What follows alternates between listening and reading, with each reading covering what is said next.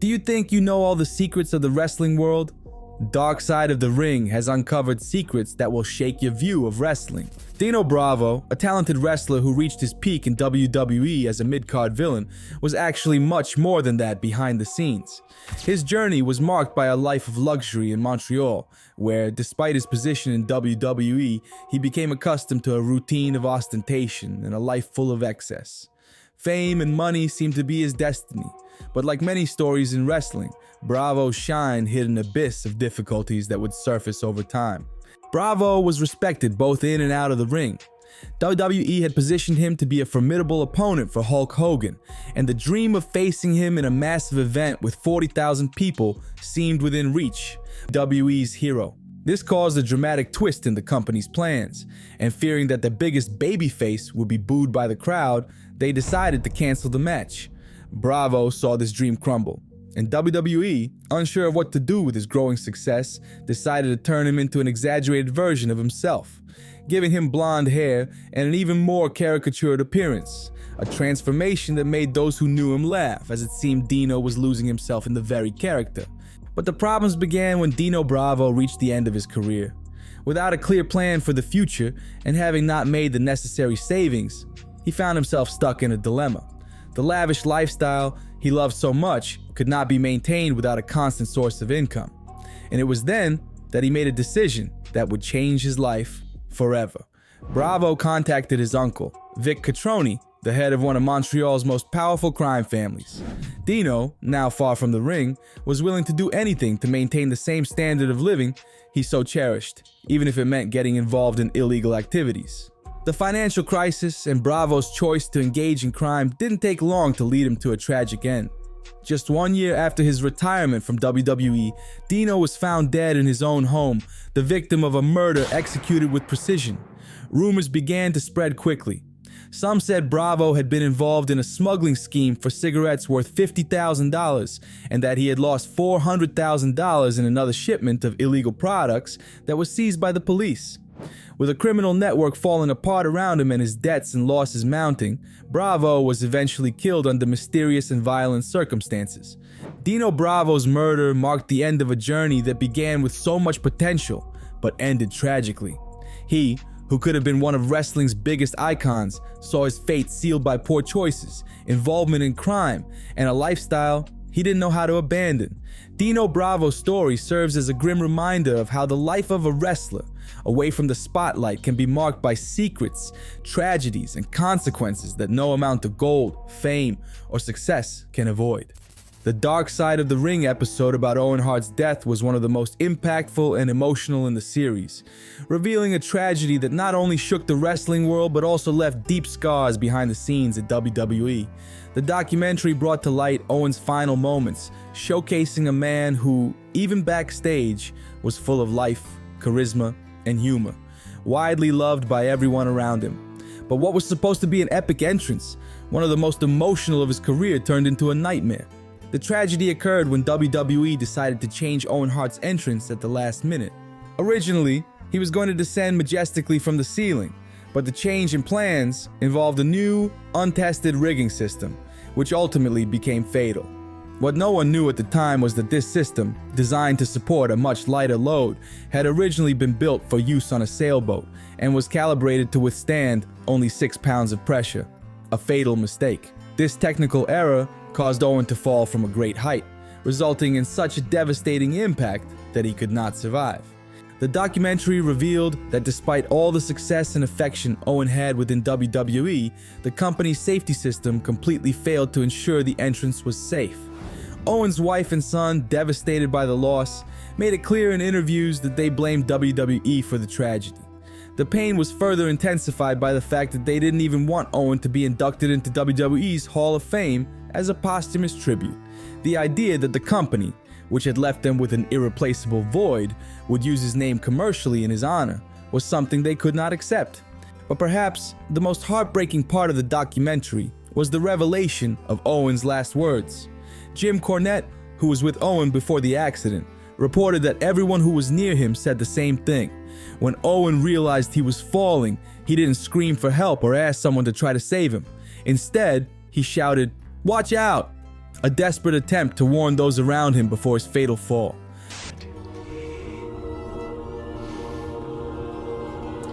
When Owen was falling, everybody that was there said the last thing that he yelled was, "Look out. A guy's fallen from 100 feet and he knows he's done. And the last thing he's thinking is, look out, I don't want to hurt you." These simple and humble words only deepened the tragedy as they demonstrated Owen's altruistic and protective nature, thinking of others until his final moments. Human errors combined with haste and lack of preparation can turn a simple entrance into a tragedy that would never be forgotten.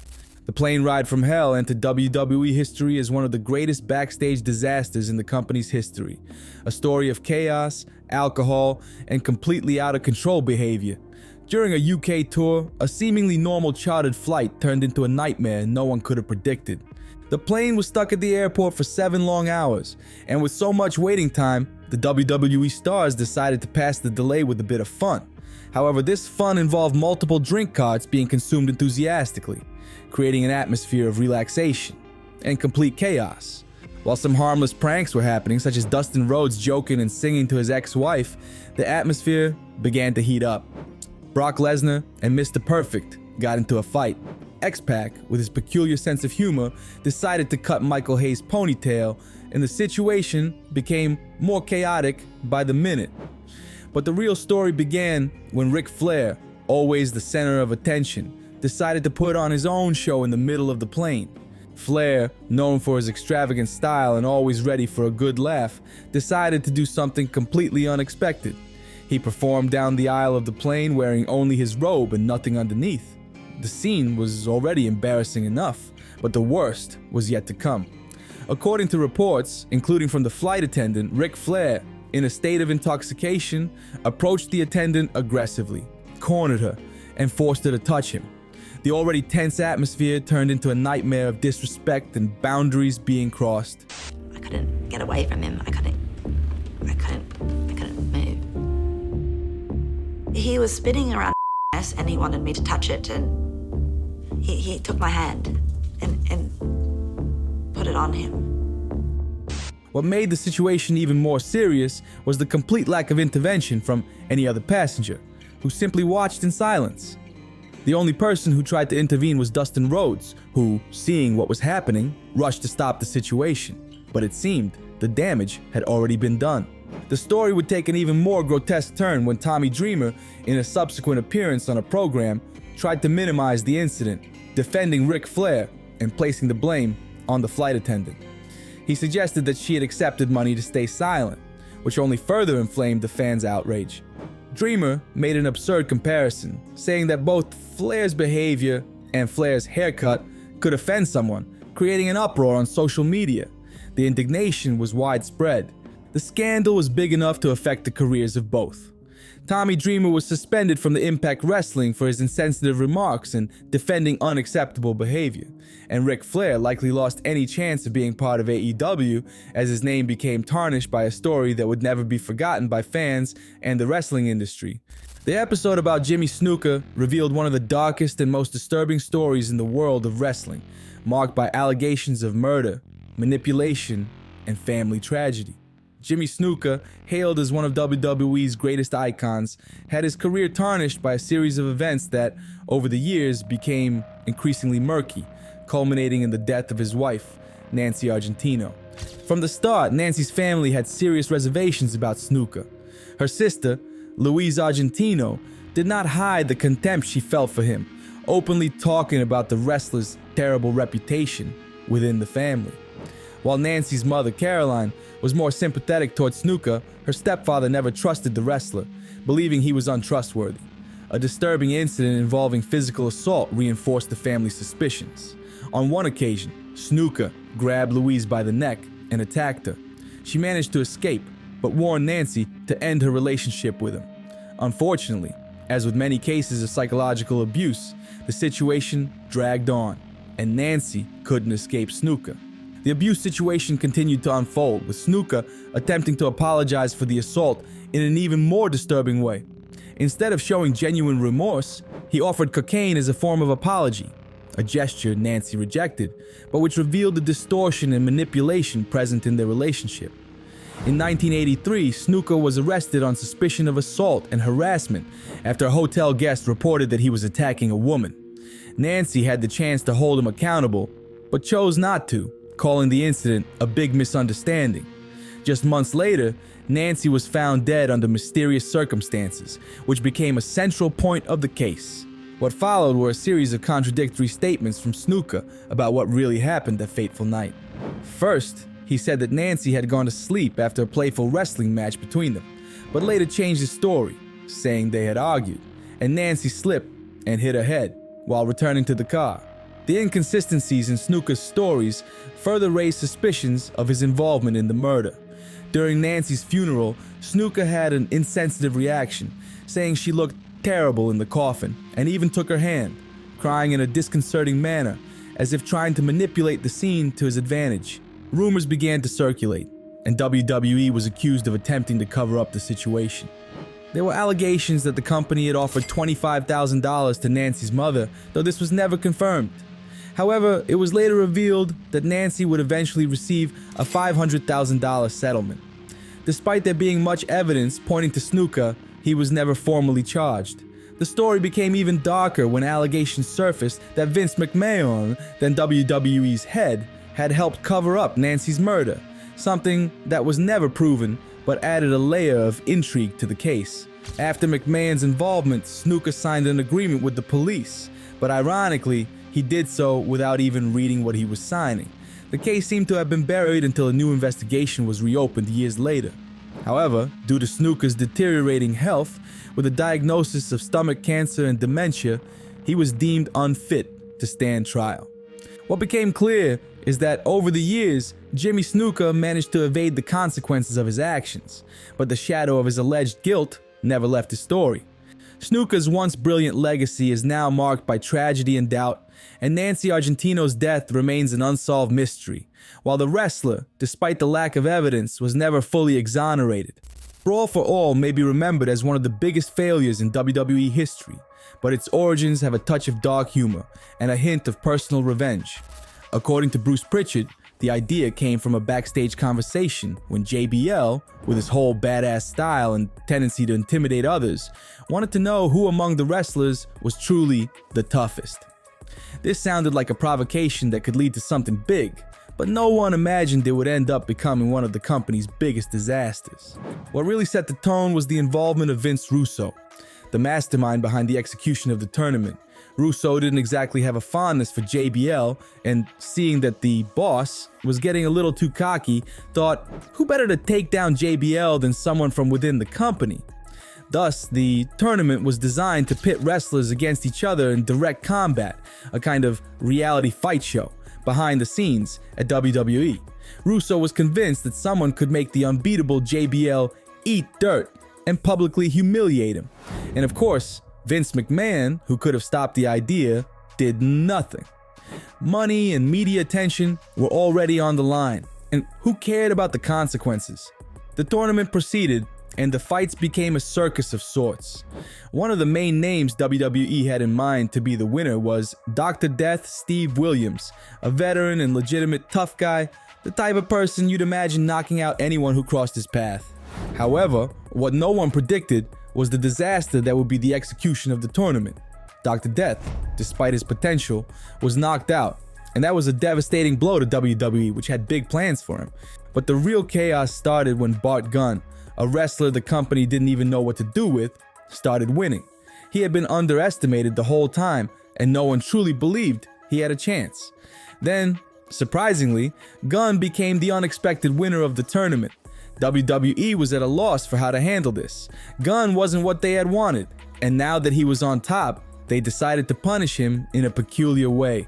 Instead of being rewarded like any tournament winner should be, Bar Gunn was placed in the firing line against one of the world's biggest heavyweights, Butterbean, the professional boxer. But for Russo, all of this was part of the plan. For Russo, this was the peak of the humiliation he wanted. JBL, who had shown himself to be unbeatable backstage, was defeated in front of everyone, and that was all Russo needed to validate WWE's craziest idea, even though it had been an epic disaster for the wrestlers involved. Brawl for All in the end was a huge miscalculation. The episode about the Brawl for All revealed much more than just a chaotic and poorly executed WWE tournament. It was a window into one of the most intriguing and complex characters of the time. The Godfather, the wrestling star who, on screen, was the charismatic pimp surrounded by beautiful women, but behind the scenes had a very different story full of contrasts and unexpected tales. The Brawl for All tournament was a traumatic experience for many, a competition involving poorly planned fights where real wrestlers squared off in boxing matches. Some saw the tournament as an opportunity to showcase their skills, while others, like the Godfather, were just trying to survive the fights without getting seriously injured. What few knew, however, is that the Godfather, both in and out of the ring, had a history that curiously connected to his character. Behind the scenes, he revealed that his connection to pimps was not something recent. Quite the opposite. Before joining WWE, the Godfather worked as a security guard at a strip club, where he became involved in a series of confrontations with real-life pimps. What he did, according to his own account, was simple. Whenever a pimp showed up at the club, he beat them. This was almost ironic, considering that his WWE character was exactly a pimp, living extravagantly and surrounded by women. This revelation about his real life adds an intriguing layer to his character. The Godfather, the pimp master, was actually someone with a very different perspective on pimps. He didn't admire them, quite the opposite. And his experience at the strip club was an opportunity to take revenge on those who represented the type of life he now exaggeratedly portrayed in the ring. In the Brawl for All, the Godfather was not just an exotic figure in the midst of boxing fights, but also someone who brought an insightful perspective on the industry and the motivations that often weren't visible to the public. He managed to last longer than many other wrestlers, not just because of his physical ability, but because of the sharp mentality and life experience he brought with him, a mix of toughness, street smarts, and violence, while at the same time understanding the public image he needed to maintain. The story of New Jack and the mass transit incident is one of the most controversial and dark in wrestling history, marked by a series of impulsive choices and devastating consequences. New Jack passed away, but the legacy of his career, especially what happened on the fateful day of the mass transit, still echoes in the wrestling world. It all started with a young wrestler named Hunter Red, who was desperate to get noticed in the wrestling world. He knew that the best way to gain fame was by facing someone well known, and in his view, no one better than New Jack. Red, with his fierce ambition, challenged Jack to a match, wanting to prove his courage, or perhaps just seeking a way to become famous. At the start of the match, everything seemed relatively normal until Red, recklessly, landed a hard punch to New Jack's nose, something that was not well received. Jack, known for his unpredictable and impulsive nature, completely lost his patience. What followed was one of the most violent and unexpected scenes in wrestling history. Jack attacked Hunter Red with a series of stabs and blows, leaving the rookie in critical condition. Reports indicate that Jack stabbed him 16 times, although he himself downplayed the situation, saying it was only 9 stabs. Regardless of the exact number, what happened was clear. The attack was brutal and led to Jack's arrest. However, the story doesn't end simply. Despite the stabbings, Hunter Red survived. And curiously, after the incident, he didn't seek revenge. But something even more bizarre happened. Red went to the prison where Jack was being held and suggested an idea no one could imagine. Turn what happened into a wrestling angle and use it to gain notoriety. He suggested they tour together, capitalizing on the violence of the fight to create something marketable. Jack, as always unpredictable, agreed to the idea, showing he was willing to continue pushing the limits of wrestling, no matter where it took him. However, when the charges were dropped, New Jack made a drastic decision. He fled to Florida and never spoke to Hunter Red again. In 1995, WCW became involved in one of the most bizarre and tense events in wrestling history, a collaboration with New Japan to hold a show in North Korea, a place where the concept of entertainment was radically different. The idea was to create a colossal event that would go down in history, but not all the big names were willing to embark on this journey. While Hulk Hogan chose to stay home, a number of other wrestlers ventured there, including Ric Flair, the Steiner Brothers, Road Warrior Hawk, among others. And as if this wasn't surreal enough, Muhammad Ali was also invited, with the support of his friend Antonio Inoki, the famous Japanese wrestler who was organizing the event. According to Eric Bischoff, the event attracted an impressive audience of 300,000 people, but there was a fundamental difference. The audience had no choice. They were forced to attend, part of a demonstration of power and control that North Korea wanted to showcase to the world. The situation behind the scenes was even more chaotic. The wrestlers, accustomed to the freedom and laid-back atmosphere of backstage behavior in the West, quickly realized they were in a highly controlled and intimidating environment. In one of the more curious moments, a group of wrestlers tried to play pool during their free time, only to be immediately confronted by local security, who seemed to be always one step away from any indisciplined actions. The tension was not just backstage. Scott Norton, for example, had his phone call with his wife abruptly interrupted when he was severely threatened after criticizing the North Korean regime. It was clear that any sign of discontent was taken very seriously, and the air was thick with fear. But the darkest moment of all came when Scorpio, one of the wrestlers present, revealed to his colleagues that he was considering something even more terrifying. He was planning to kill Road Warrior Hawk. The reason? The tension between them had escalated to such an extent that Scorpio was so enraged he thought about grabbing a piece of steel and using it as a deadly weapon. A sense of desperation hung over the wrestlers, with the fear and psychological pressure of the North Korean environment reflecting tragically. It was then that Chris Benoit, always observant and level-headed, discovered what Scorpio was about to do. He immediately approached him and, with impressive calm, said, "Don't do it, man. You don't want to do this. If you kill Hawk here, you're going to be stuck here for the rest of your life." Benoit, almost prophetically, managed to convince Scorpio to abandon his plan. He understood what was at stake and, with sharp realism, prevented a tragedy that could have changed the lives of everyone involved. The murder of Bruno Brody is one of the most tragic and disturbing stories to ever haunt the world of wrestling. Brody, one of the most respected and feared wrestlers of his time, was known for his hardcore, brutal, and unpredictable style, and his presence in the ring made any opponent tremble. But behind the monstrous figure he portrayed in the arenas, Brody was an intelligent, sensitive man, and above all, a devoted husband and loving father. The story of what happened on the fateful day Brody lost his life begins with an intense rivalry with the wrestler Invader, which had been brewing for some time within the World Wrestling Council, WWC. The tension between them was no secret. Brody and Invader had a complicated history, and the animosity between them reached its peak when Brody, with his explosive temper, physically attacked Invader in the WWE. This created a deep resentment on Invader's part, who held on to this grudge. Several months later, Brody found himself in the WWC, where it was said that he was still owed money. There were also rumors that Brody was about to become a minority owner of the promotion, which only heightened the backstage tension. However, on what seemed like an ordinary morning, Brody, in his usual style, was seen by his friend Tony Atlas, who described him as relaxed and friendly. Brody asked Atlas to draw a picture of his son, something his friend did with talent, and it appeared to be a normal day, with no signs that tragedy was about to strike. Then, the unthinkable happened. Invader, holding a towel, approached Brody asking to speak with him. What seemed like a friendly conversation quickly turned into a nightmare. As I'm looking at Carlos, I hear this sound. So I looked up. Brody was halfway hunched over. I thought Jose punched him in the stomach. So then he hollered again.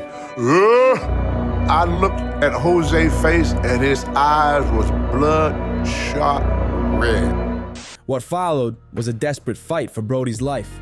He was stabbed multiple times, with the cuts and punctures hitting vital organs. When Atlas managed to protect Brody and get him to the ground, chaos had already set in. The ambulance arrived only 45 minutes later, a time that, in such a severe case, was far too precious to waste. Brody was rushed to the hospital, where he would require urgent surgeries to treat the deep cuts and punctures. Although Tony Atlas was told that Brody was stable when leaving the hospital, the cruelest news came in the morning. Bruiser Brody had passed away. The situation became even more absurd when the police initially did not treat the incident with the seriousness it deserved. They believed it was merely a wrestling fight that had gotten out of hand, ignoring the fact that a man had been brutally murdered. Invader, for his part, claimed self-defense. but this was never proven.